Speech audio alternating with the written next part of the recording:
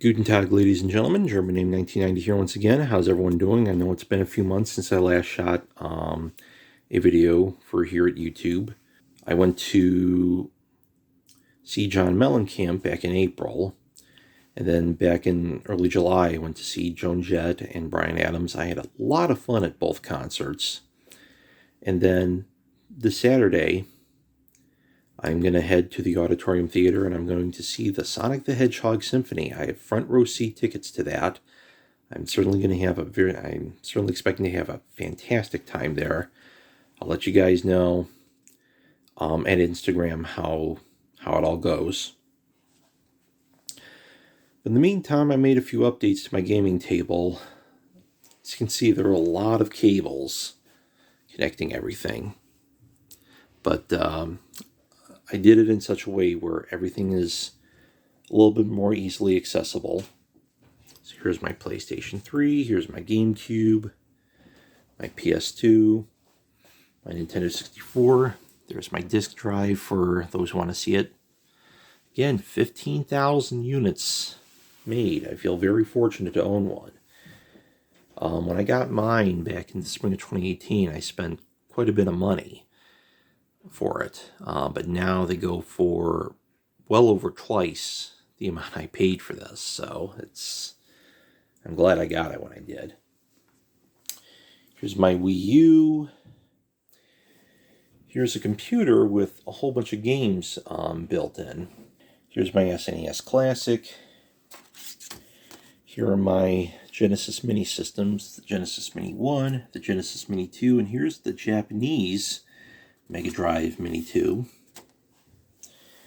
Here's my Sega Dreamcast. And here's how I hook up my Dreamcast, my PlayStation 2, and my GameCube. Here's my PlayStation 4 with the PlayStation VR headset. And ladies and gentlemen, say hello to the newest member of my gaming table, my PlayStation 5. In fact, right now it's playing Sonic Superstars on it. And I have all the DLC built in. Here's Sonic, here's the Lego Sonic.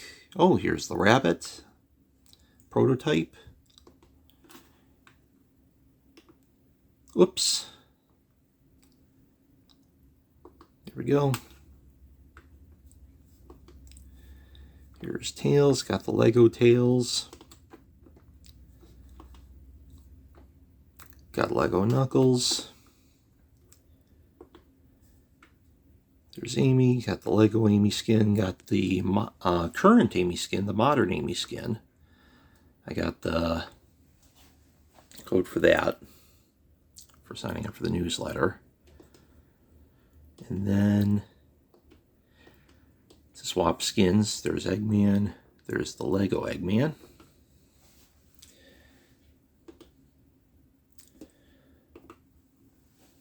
And here's the new way I hook everything up. You may not see it, but this is I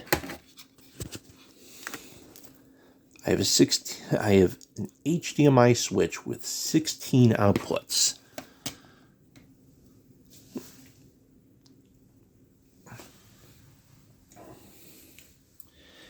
So I got plenty of HDMI ports. It's going to be a while before I run out of HDMI ports anytime soon. So I wanted to show you all that. But today, October 26th, is the 77th birthday of Wheel of Fortune host Pat Sajak. It's going to be his last birthday hosting Wheel of Fortune before he retires. I heard he's going to retire. And I know Ryan Seacrest is going to take over. Now, when I heard the news that Ryan Seacrest will take over, I was a little on the fence about it. I didn't know what to think of it. But then when I heard that he was the host of another Merv Griffin created game show called Click, I said, you know what? I think he's going to do pretty well. So We'll see what happens next year, but I think it's going to go, I think it'll go quite well. So anyway, here's some things I wanted to show you. For one, I updated my title card for my fan-made version of Wheel of Fortune. And here it is. Here's the wheel layout used.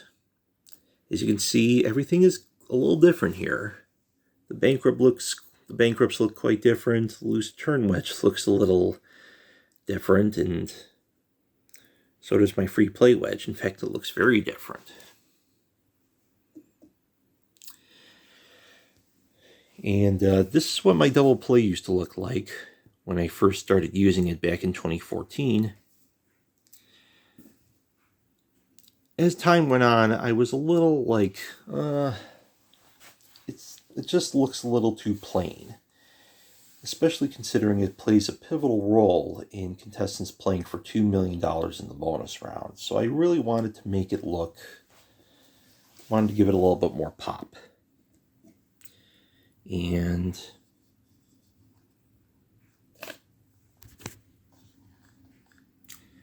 so yeah, there we go. It has a lot more pop now. It has a much more luxurious feel to it. It has, so I gave it a little bit more of a kind of a moolah look. The fonts are different.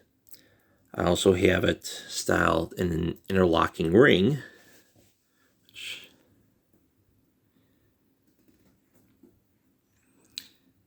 So yeah, I'm really happy. I'm much happier with this design. It's still a little basic, but it has a lot more pop to it now. This is what my wild card looked like back just over 14 years ago when I first introduced everyone to it. Well, recently a fellow illustrator made his own take on my wild card, and that actually inspired me to make my wild card design a little bit, well, wilder. Earlier this month, I showed everyone the design of my new wild card. As you can see, I have more circles added to it. I added the suits, I added spades, hearts, diamonds, and clubs. Made the wild card, made the word wild a little bit, well, wilder, so. But that was the spark. I was planning on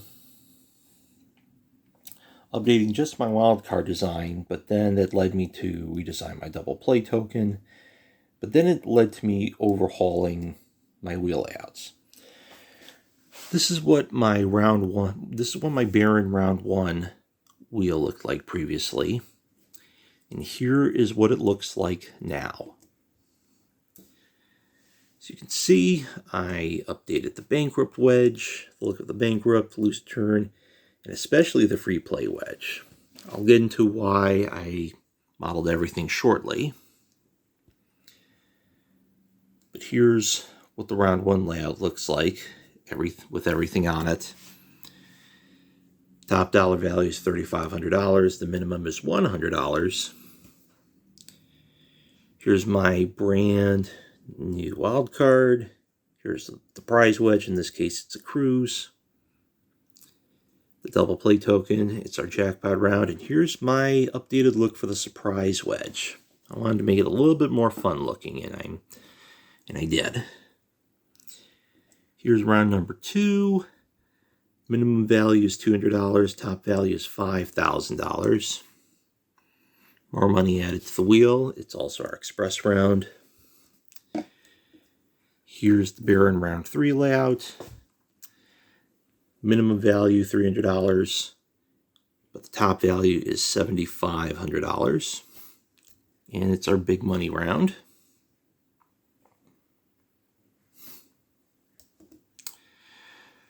But there are 2 variations for round 3, and it depends on whether or not the surprise wedge is picked up before then. If it is, then its spot will be $5,000 from round 3 until the rest of the game. Here's the Baron round 4 layout.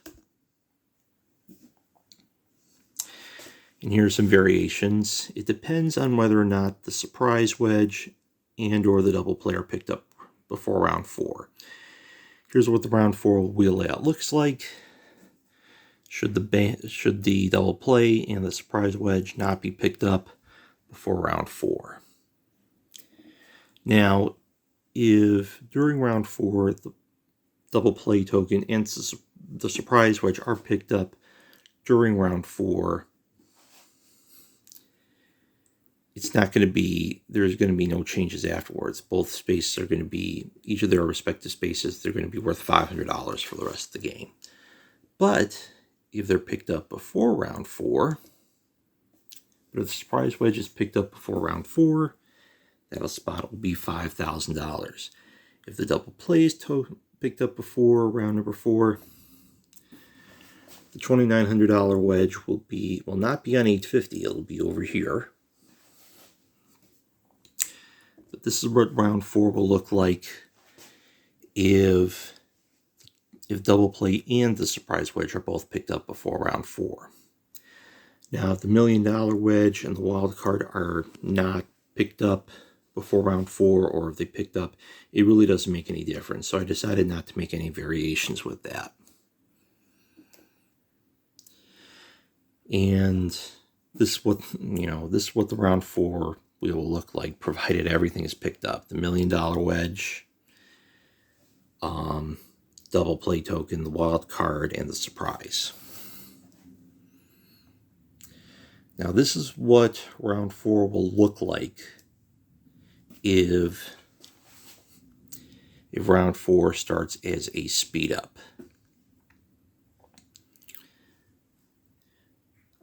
So there are going to be no, regardless of whether or not anything is picked up, if round 4 is going to start as a speed up, this is how it's going to look. In place of the bankrupt or the $1 million wedge, you're going to have an 800, a purple 800, lavender 800, that is. The other bankrupt's going to be an orange 500. The free play space is going to be 2,000.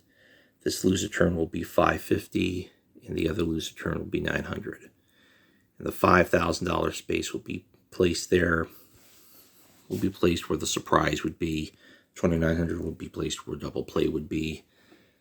The wild card would be removed. So that's what it's going to look like. If you see nothing but cash spaces, round 4 is going to start us a speed up. Here's my base for the bonus round wheel. And I decided to update the bonus round podium. I will show that in a minute. But this is what the wheel layout is going to, at the base is going to look like. This was inspired by the bonus round podium used from 1989 to 1992. It had a 12 wedge wheel layout underneath, and I thought that was just absolutely cool. Well, I decided to make it look much, much cooler. When the bonus wheel is spun, the base will also spin. And here's the bonus round layout itself. Here's everything. And when the wheel spins, all these letters will be lit up. And when a bonus round wheel layout when the bonus round envelope is removed, just one of these letters just the letter of the, or symbol, or star of the envelope that's landed on, when that's removed, only that letter or symbol will dim. But here's what all of them look like with all the letters dimmed up.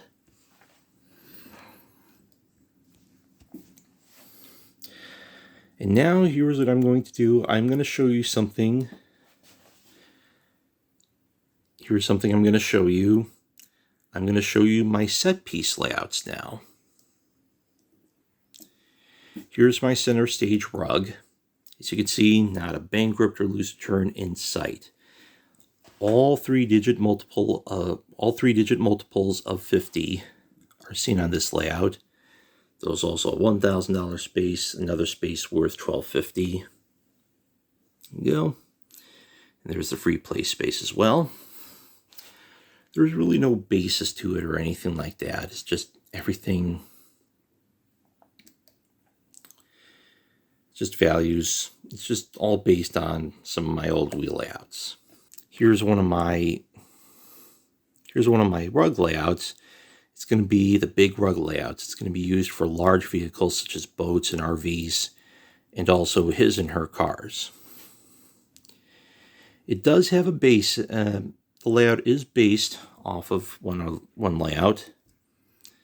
It's actually based off of this layout, which itself was based off of this layout, which itself is based off of the Tyco layout. Back in 1995, there was some merchandise such as some plush pillows, and this also appeared on a t-shirt. But this is the layout used in that bit of merchandise. You can see a purple 750, you can see a purple free spin.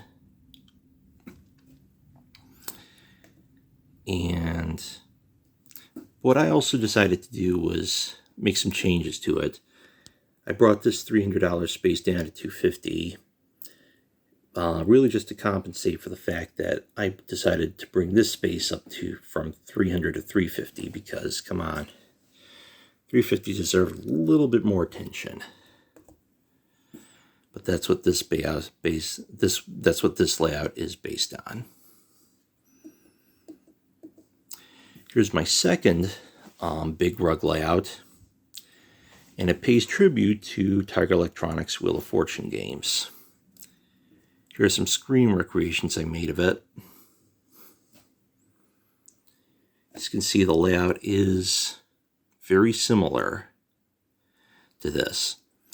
But I also added some values such as a yellow 200, a red 800, and a blue 750, a yellow 450, and a red 150, because those were used on France's Wheel of Fortune game, which is basically the same as the American one, only with franc values.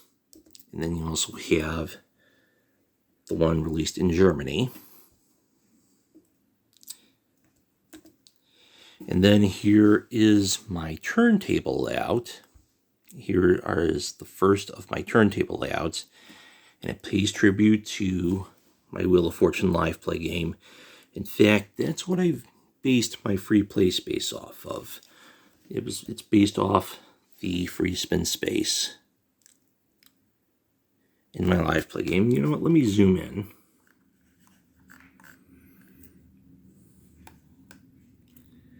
So yeah, that's what I based my free play space off of.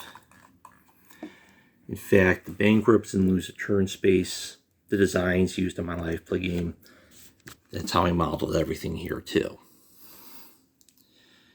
My second turntable layout is pretty much based off of the layouts used in 1979.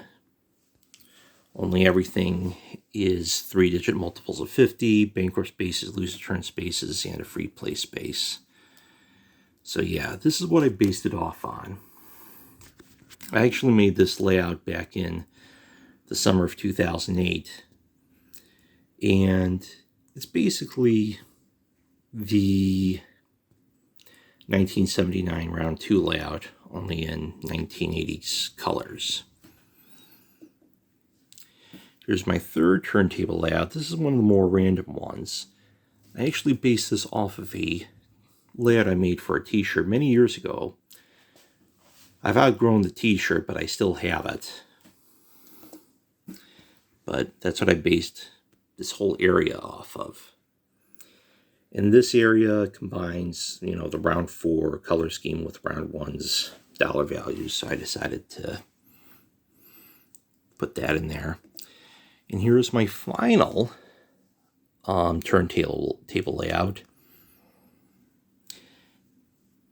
And it's based off of the round 2 layout used when the show premiered back in 1975. So there's that. But there's one more thing that I want to show everyone. And here it is, ladies and gentlemen. This is my new revamped Wheel of Fortune set.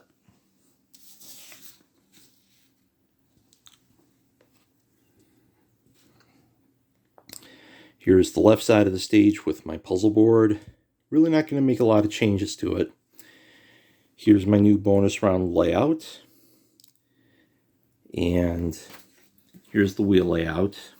Here's the wheel stage. I decided to add the spikes used on the puzzle board. As you can, many of you know, it's based off of the season 12 puzzle board layout used. But I decided to add similar spikes to my wheel stage. I like to use the diamond backdrops. Those are my favorites. And for center stage, I also decided to add an arch with half a wheel layout. There's the center screen at the stage. As you can see, it's surrounded by an arch, which is going to resemble a wheel layout. Here's my new bonus round podium. And one more thing I thought I'd mention about the center stage screen. It also functions as a door. It's going to introduce the host and hostess, so it's going to open up just like that. So this, as you can tell, this is a work in progress. So I'm going to hopefully have this finished up by early March and have it uploaded for my birthday, which will be March 2nd of next year. I got plenty of time, but then again, I don't. Time can go by really quickly. So I want to try and get this done as soon as possible.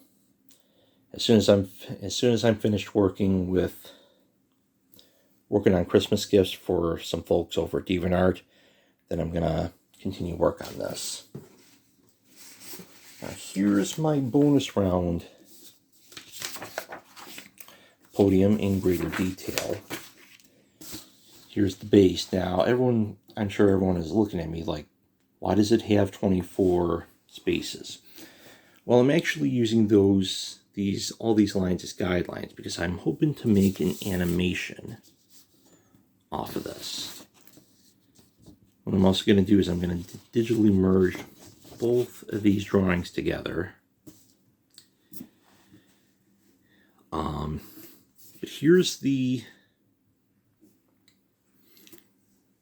here's the stem of the bonus wheel layout. And I'll explain to you how I modeled it that way. Here are all these work in progress things that let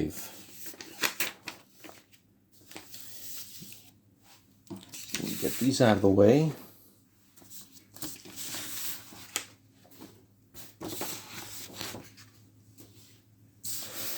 So these are just rough sketches of what my set looks like. I know a lot of this stuff is badly drawn, but I just decided to use that as a model. I was originally adding to have spikes on my center stage door, but they just wouldn't fit properly. So for those who can read everything very well, this is how everything is going to be colored.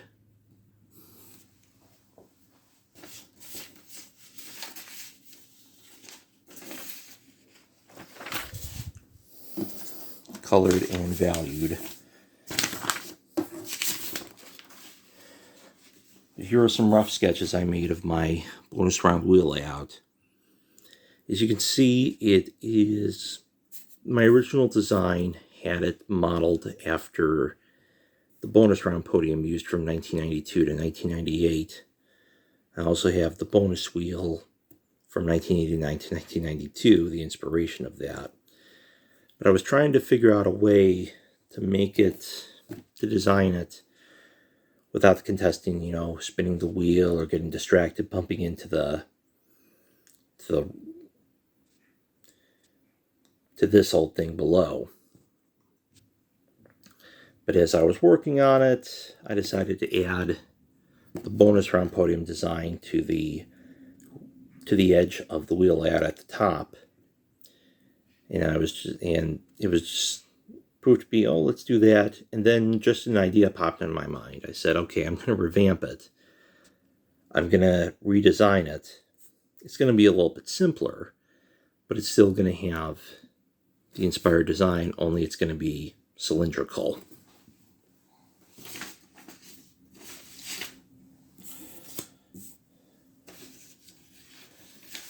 And that's what led me to make this.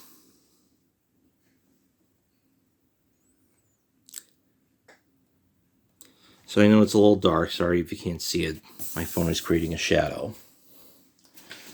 But that's what I wanted to show everyone. This is what everything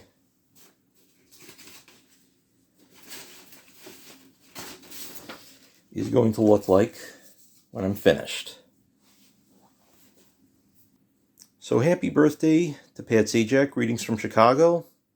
To everyone watching, thank you very much for doing so. Please check me out at instagram.com/germanname1990 and deviantart.com/germanname1990. And I will see you guys again soon. Auf Wiedersehen.